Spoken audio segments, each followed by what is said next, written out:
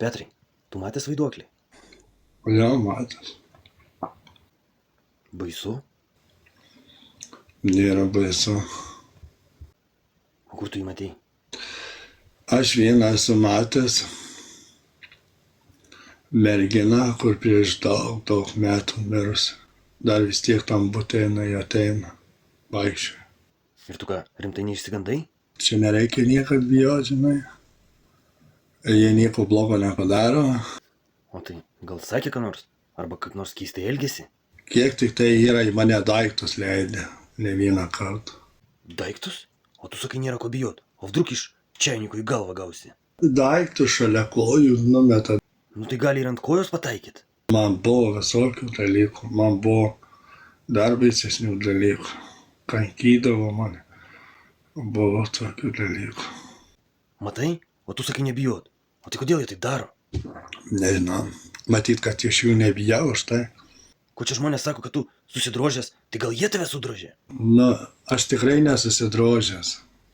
Jeigu tau kažkas tai tikrai nepatinka, kad aš susidrožęs, tu pamatytum, kaip aš realiai atrodau, tai tu įsigastum.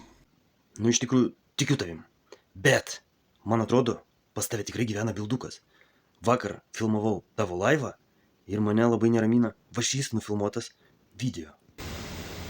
Nu. Tu sėdi, viena ranka geri arbatą, kita ranka laikai telefoną ir kažkas tau beldžia.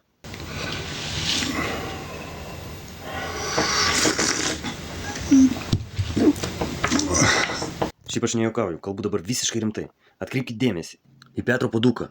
Ten matosi, atspindy, kad Petras laiko telefoną, o su kita ranka skrūlina, bet nebaladoja į stalą. Girdisi bildesys ir Petro žvilgsnis labai nerimastingai žvilgčioja į langą.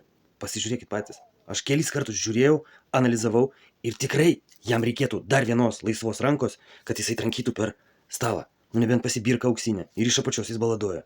Pasižiūrėkit patys.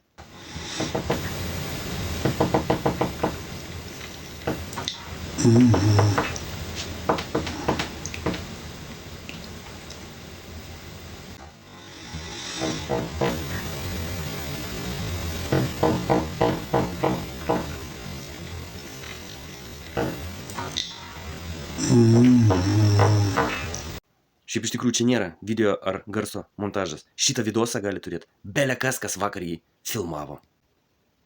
Blet, dabar sėdžiu ir galvoju, o gal pas Petrą kaimynai remontą daro? Nu čia spręsti tik jum.